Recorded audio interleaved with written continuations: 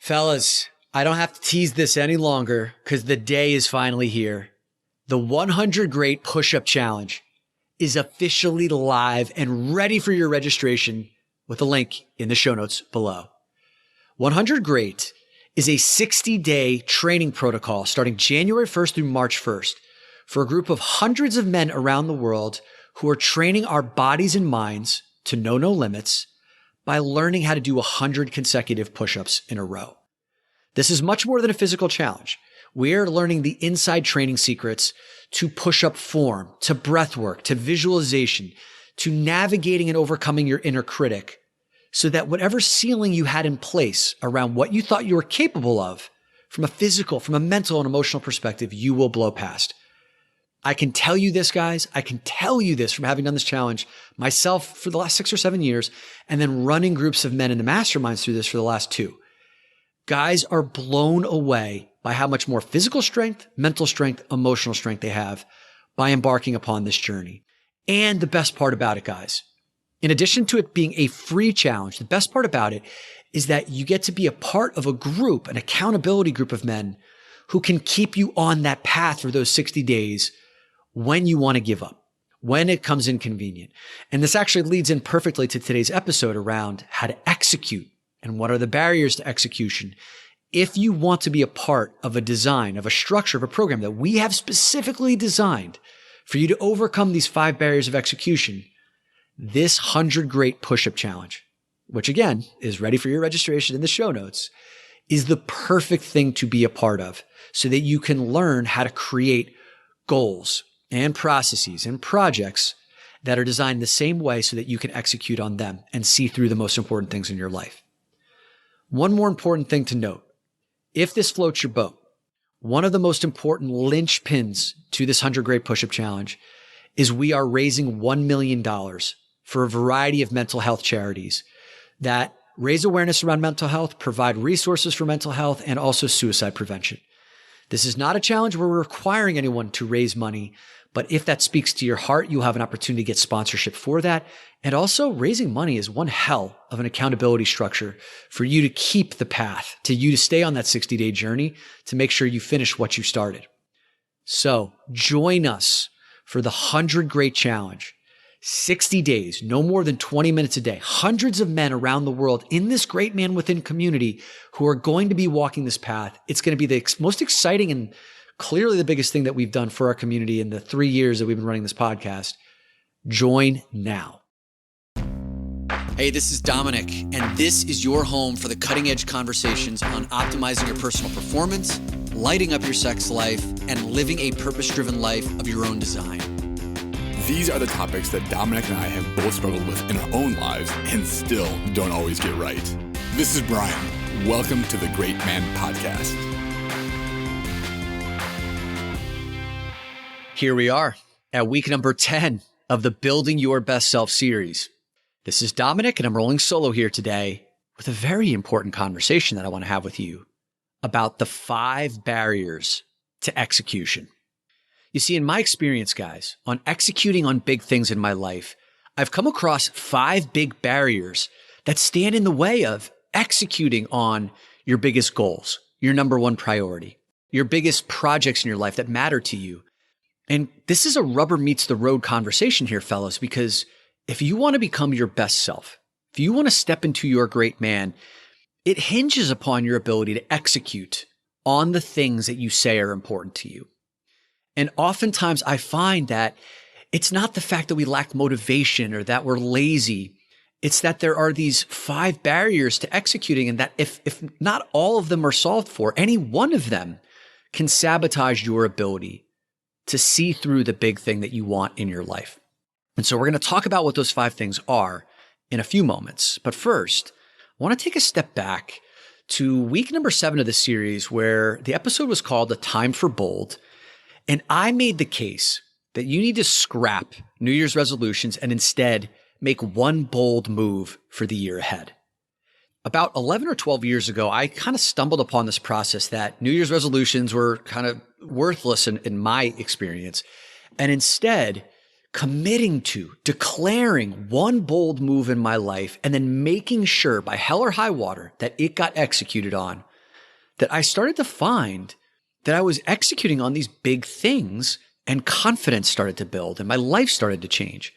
For example, in 2015, I said, in 2016, I'm going to leave the corporate world. I'm going to take a 90-day radical sabbatical around the world, which I did. Life-changing experience.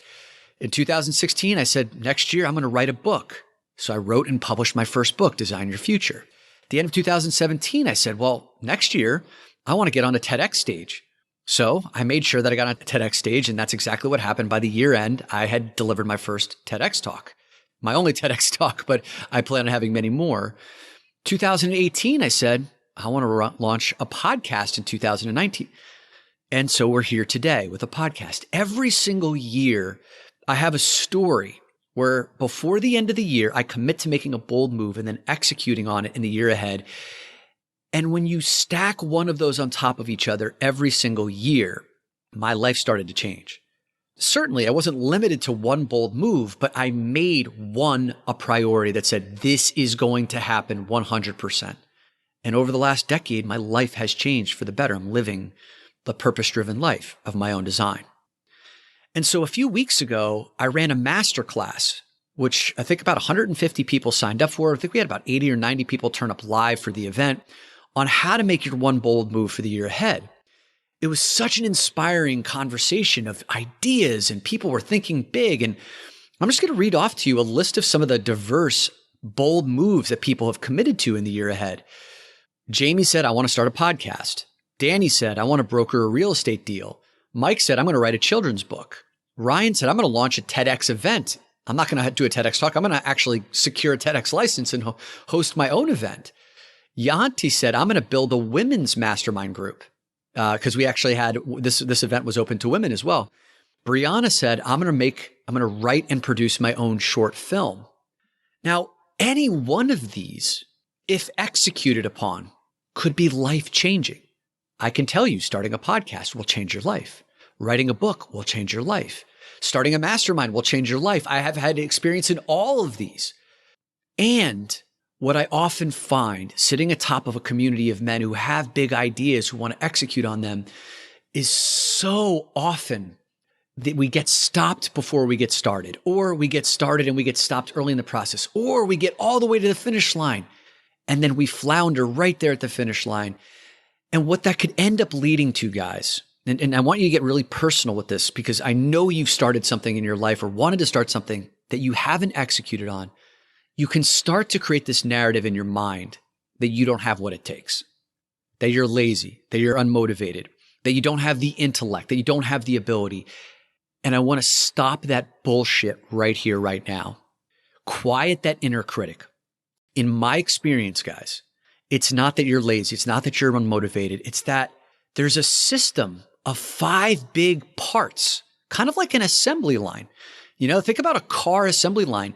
You could have 4 of those assembly line things cranking on all cylinders. But if one of those assembly line parts of the process fails, like if the doors don't go on the car, then you do not have a car at the end of that assembly line. Doesn't mean that you're a shitty car manufacturer. It just means that you need to solve for getting the frickin' doors on the car.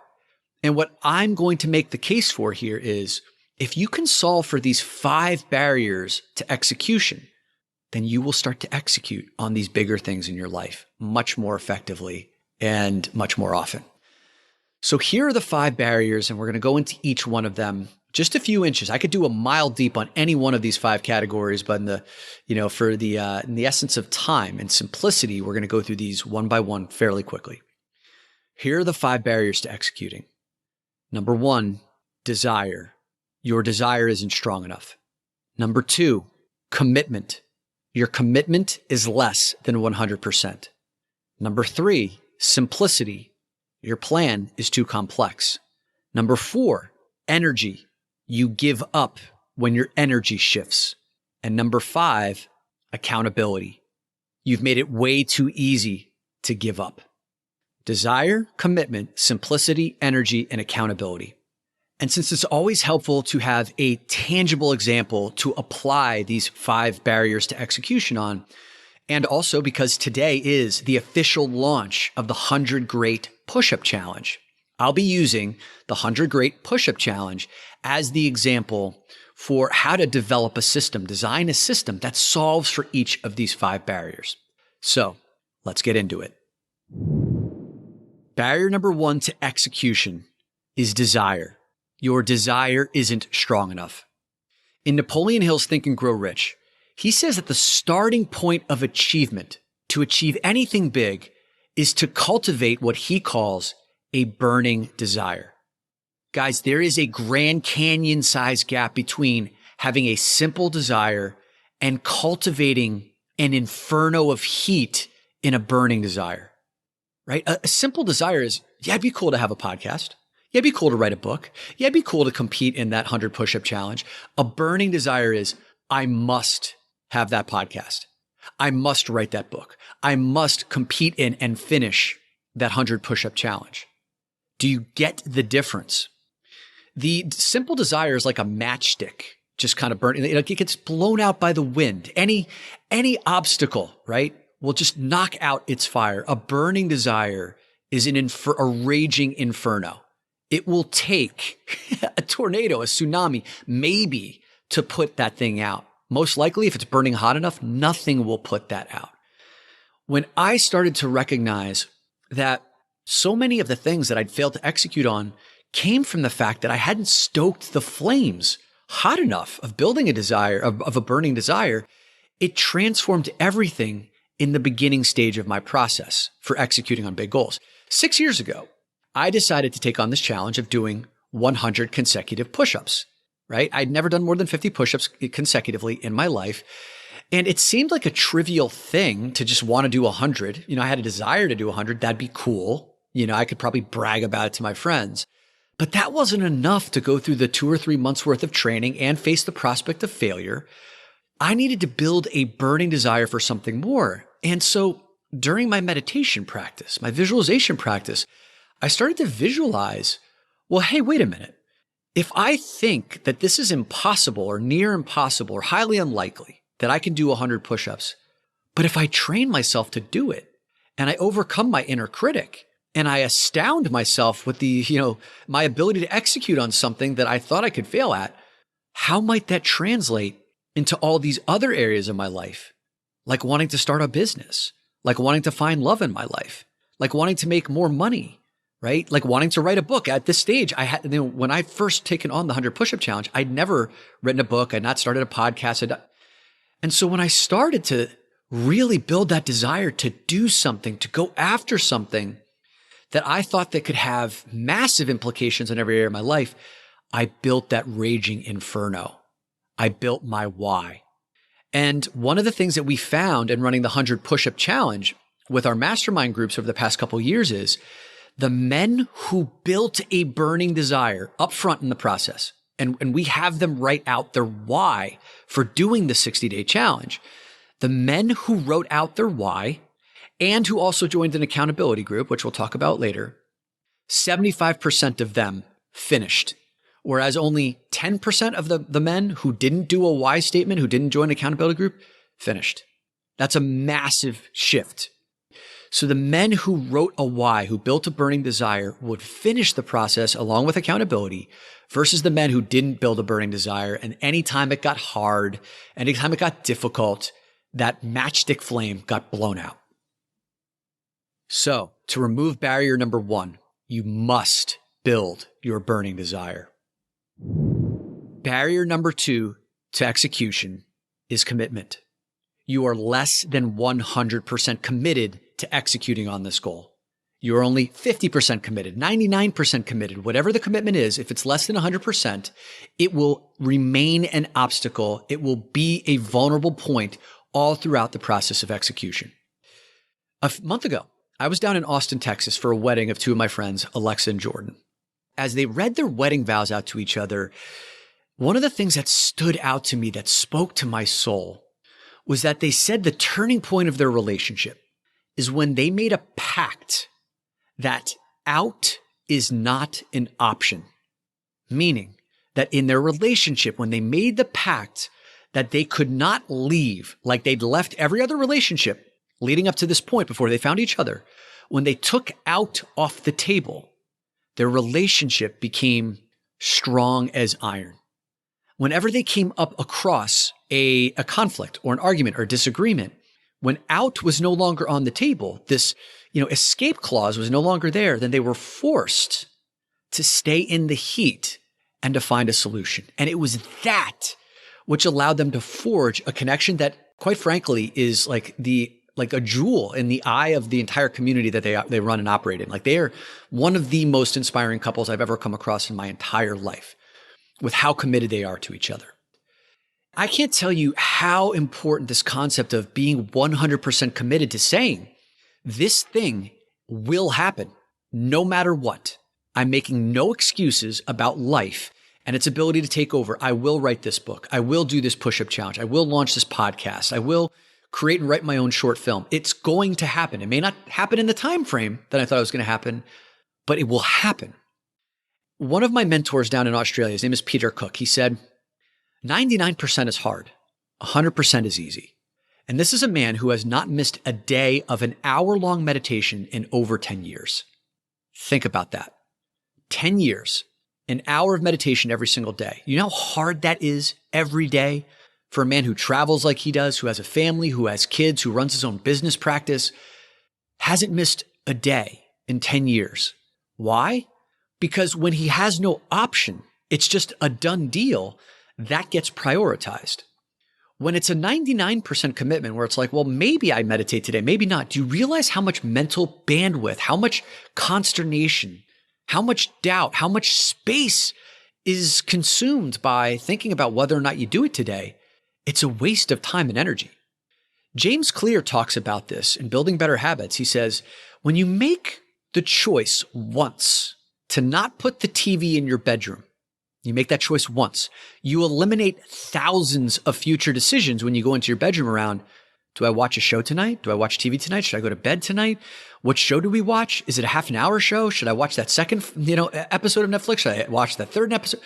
Do you realize how many decisions that you have to make every single day when you put the TV in the bedroom versus you say once, it's a done deal. The TV's never going in the bedroom. 100%. All of a sudden it becomes easy. You talk about this with anyone who's ever gotten off alcohol in their lives, right? When you make a choice to say, I'm never going to have a drink the rest of my life. Yeah, like there may be some difficulty in persevering, but it's much easier to just never take a drop again than to say, well, I'll have a drink sometimes. Is tonight the night? Is this occasion really special enough? Should I have the drink on this date? Or should I save it for Christmas? It's impossibly difficult when you leave yourself the out versus a 100% commitment when you are all in.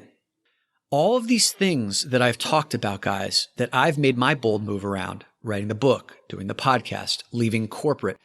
This is one of the things that people said to me when I made the decision to leave 15 years of corporate and to start my own business. People said to me, well, if it doesn't work out, you could always come back and there'll always be a place for you here. And I said, thank you. There's no fucking way that will ever happen. It's the classic burning your boats mentality, right? I'm not, when I said burning the boats, like I didn't, flash my middle fingers to everyone in corporate and say, I'm leaving you guys forever. Fuck you. It wasn't that. But inside of me, it was, no, that's done. I'm off doing this thing. And I don't care how long it takes me to be successful or to find my footing. This is the path forward. And with that, I eliminated a million different what if scenarios. You have to make the determination when you step into something, are you 100% committed? And it makes it so much easier when you are. Even when, you're going to have the temptations to get yourself off path, even when it's difficult to record podcasts every single week, even when it's difficult to sit down and write your script or your book, but to know that it's going to happen because it's a done deal will keep you on course. So barrier number 2 is commitment. If your commitment is anything less than 100%, it will continue to be a vulnerable point for your ability to execute. Barrier number 3 to execution is simplicity, or rather complexity. Your plan is too complex. Tony Robbins has a famous saying, complexity is the enemy of execution. Complexity is the enemy to execution. Now, some of these bold moves can become quite complex if you make them. Right? Writing a book, launching a podcast, writing and producing your own screenplay or short film, competing in a 60-day push-up challenge can be very complex if you make it complex, or you can make it simple. Writing a book seemed overwhelming for me because I'd never done it before, but what I found out was, well, a book needs about 25,000 words to have some substance to it. It takes me maybe about 2 hours to write 1,000 words. And all of a sudden, I looked at my calendar and I blocked off 25 dates of 2 hours apiece in the morning where I would write 1,000 words.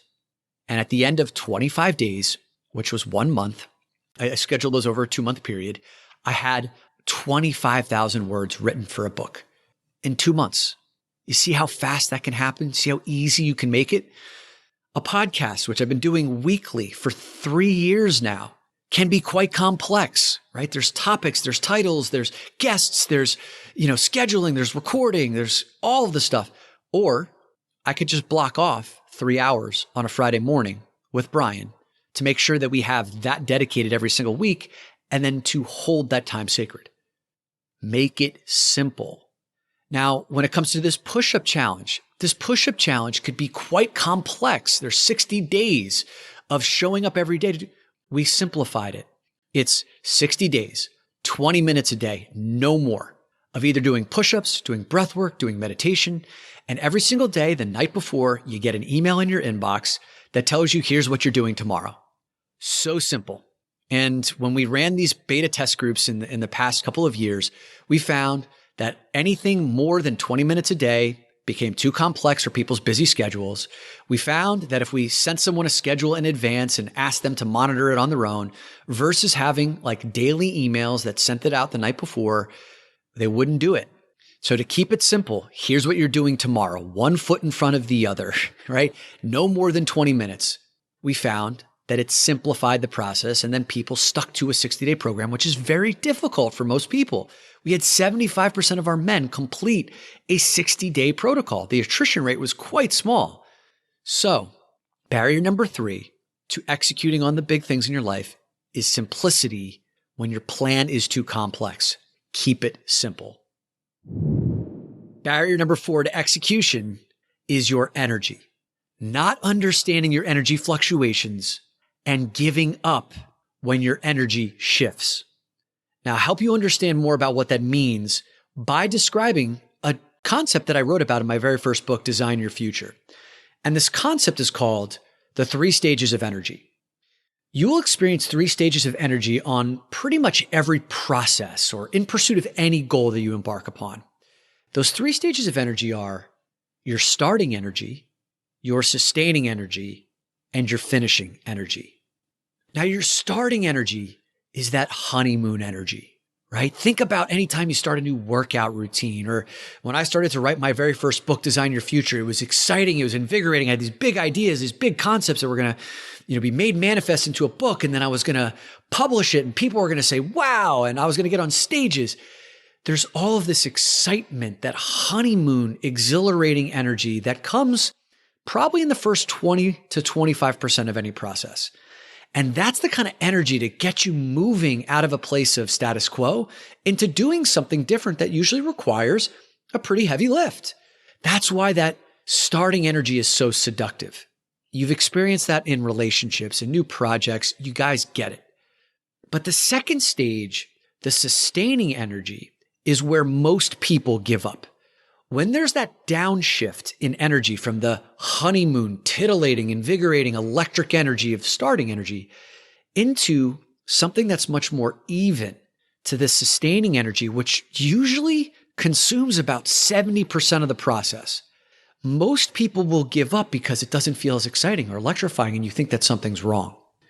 And you're trying to keep the same kind of pace. You're trying to keep the same kind of enthusiasm, trying to keep the same kind of intensity that you felt in the honeymoon phase, which will never happen because you're not in the same phase anymore. See, what you need to understand is that in any process, you ride the wave of starting energy for as long as you can. And once it shifts down, be prepared. The downshift will happen. Once the downshift occurs into the sustaining energy of things, that's when now you're chopping wood and carrying water, right? That's the old Buddhist saying is, Your path to enlightenment is through chopping wood and carrying water, which means you can still find purpose, meaning, fulfillment, and pleasure in the mundane aspects of life. The majority of executing on writing a book or publishing a podcast or in joining this push-up challenge, 60 days of doing push-ups and meditation and breath work, it's fun for the first maybe 2-3 weeks. It's invigorating. You get to tell everybody about it. You get to post pictures of yourself on social media. Your chest is swelling. And then your life is going to get busy, or your partner you're going to have an argument with, or your kids are not behaving. You're going to be stressed out from work. And then you got to do push-ups. And you're going to not want to because that honeymoon energy is no longer there. However, if you recognize that the sustaining energy consumes 70% of the process and that you have just shifted into the next evolution of that goal, of that process, there's nothing wrong with you. There's nothing wrong with the goal. It's not that you love it less, you're just in a different stage. Anybody who's been in a long-term relationship, who's gone past that romantic honeymoon phase and then settled into something different, knows, and who's been able to sustain through that sustaining energy, knows that that's equally as rewarding, just in a different way. So you need to have the awareness that whatever process you're going through, you're going to have that downshift. And sometimes it means actually scaling back the intensity or the pace at which you were working.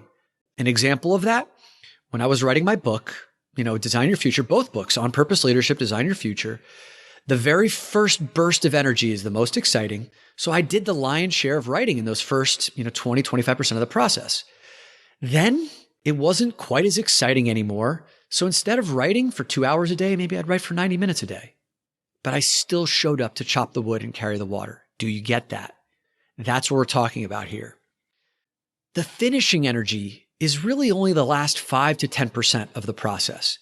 And people give up in that last 5 to 10% because fear really starts to kick in around, if you're publishing a book, what if no one likes it?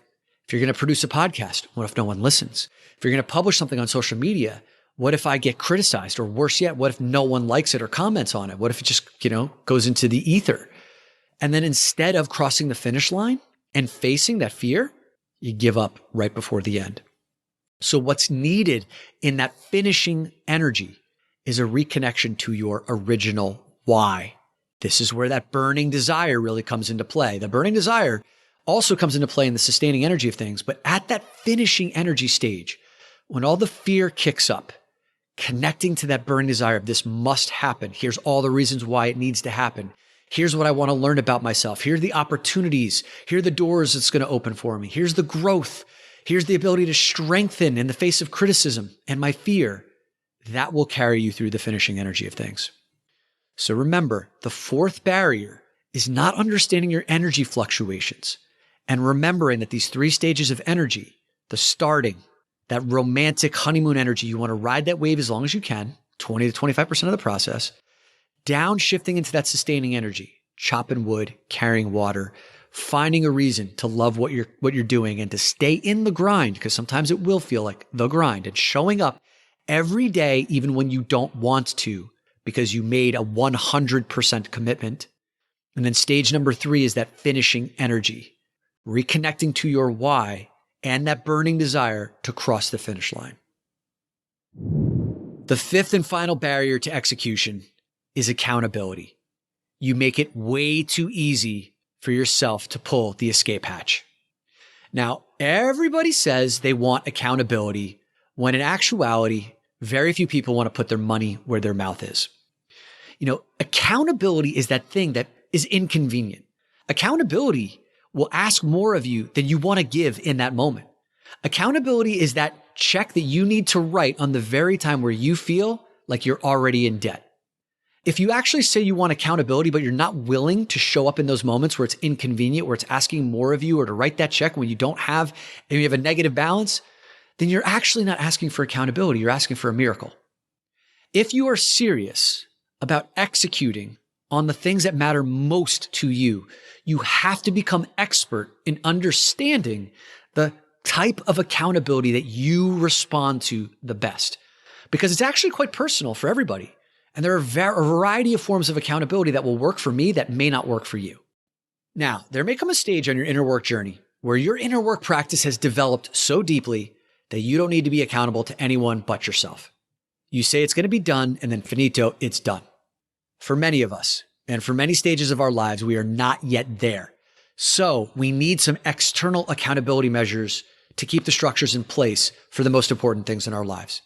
And I'm going to give you 3 external accountability structures that have worked for me. And like I said a few minutes ago, you need to become an expert in what accountability levers you need to pull to keep you on path. Some of these may work for you, some of them may not.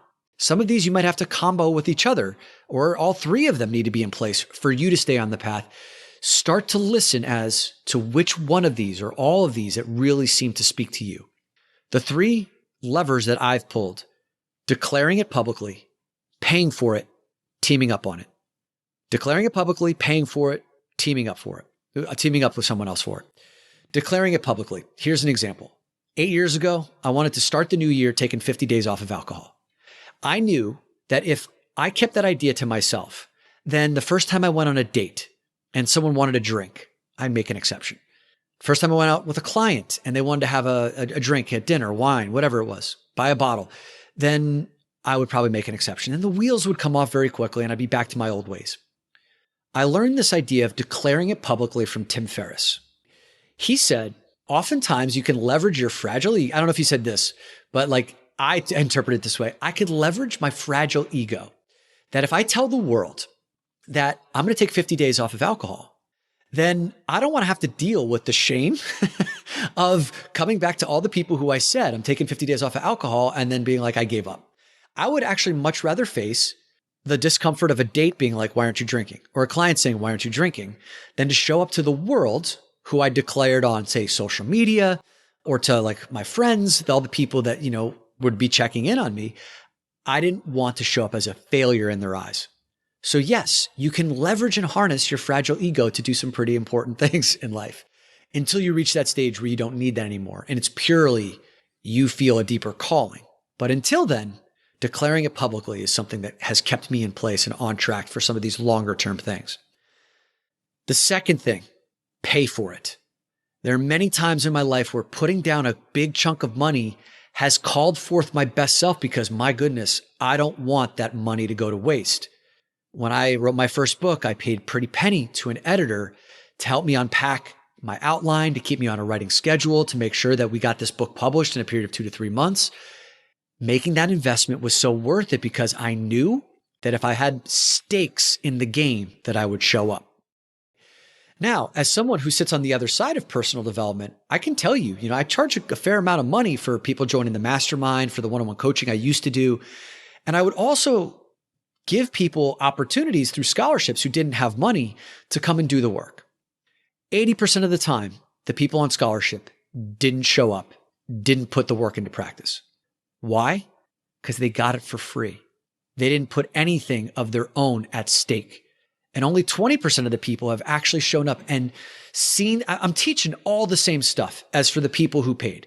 Yet the people who paid embrace it, put it into work because they have money at stake.